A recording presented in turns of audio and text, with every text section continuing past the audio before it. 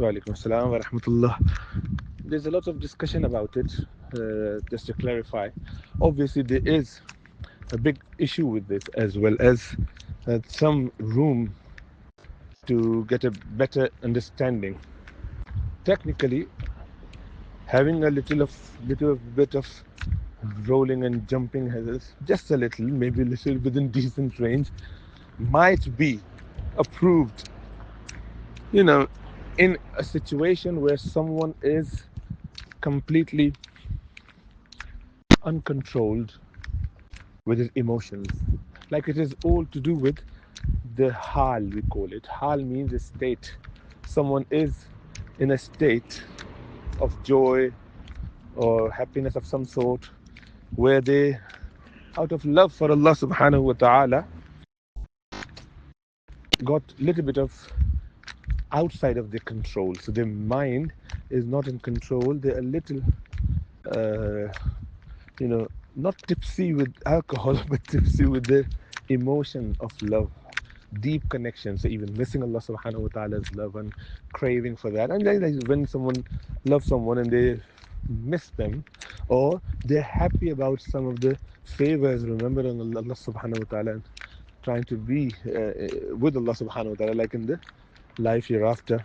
So this state of ecstasy can sometimes cloud the mind, and people can do few uh, actions that are not appropriate, they are not condoned, they are not considered okay in a normal circumstances. But with someone who is special need or someone who is a little bit not in control, mean they've done that under pressure, under stress, under the fact that they're not in control, then you would excuse it as opposed to doing it actively. So most of these people who do run around, dance, jump up and down, showing that they're doing something with that state of ecstasy or this kayfiyat or this hal. So this is all pretending, and this is fake. So when people jump like this and do all the funny things, they do it to show that they are in that state. So anyone doing it deliberately, faking it or pretending it, that's a sinful thing. That is not permissible at all. It's haram. Likewise, doing it to show off to others that I'm very much into this. I am completely out of control. I just love Allah subhanahu wa ta'ala and I'm showing my love and care. So this is just show off of your piety, sort of your connection with Allah. Or feeling the pressure that everyone is doing it, I should be doing it as well, otherwise I'll be looking like odd one out. So let's just do it for that reason. So again, not doing it naturally, rather building it up, and that is not considered okay. Again, this is all fake, wrong, and bad thing. If someone is really in that state, and that happens rarely, and not to everyone, very few people get that, then inshallah ta'ala they will be excused, but they are never to be followed. It is not something to feel proud about, having like any sense of superiority that we are doing something good. No, it's anything that people do, they do in order to reap some benefit. The dancing or the whatever movement they have, it's all to do with that. It should be natural, not made up or fake.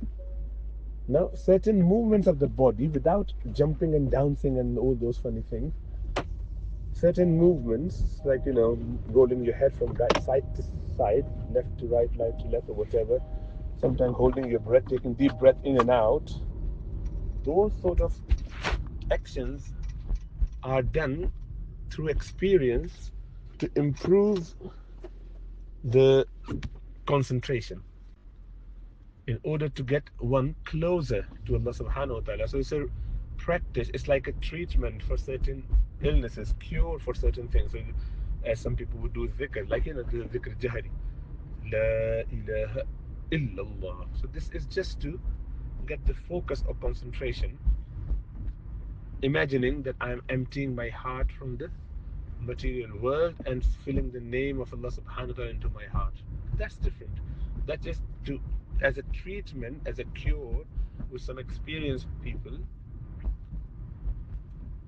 guiding the juniors or others to get some benefit out of it. That's okay. That is a good way of getting the concentration and disconnect from the material world. But that's obviously is separate to this jumping and dancing and chanting and in chorus. So even dhikr in chorus is not considered the best thing. One should try and avoid. Majority would consider it's unorthodox. It is possibly even a bid'ah according to some when you make it in unison. Some dhikr done in unison. People doing dhikr on their own loud, that's a different thing. That's not collective dhikr. That is everyone doing their own recitation of Quran, but they're doing it separately. Everyone doing their own kalima or durood or whatever on their own. That's okay. But everyone is doing together, one saying it and people following it, or everyone is doing in chorus. That is not part of our deen. That becomes a sort of innovation, although some would allow it, thinking this in the same way, just a benefit. The permissibility would be for the fact that it is helping us get connected to Allah subhanahu wa ta'ala. But there has to be a limit, what you can or what you can't do. So how do we advise people?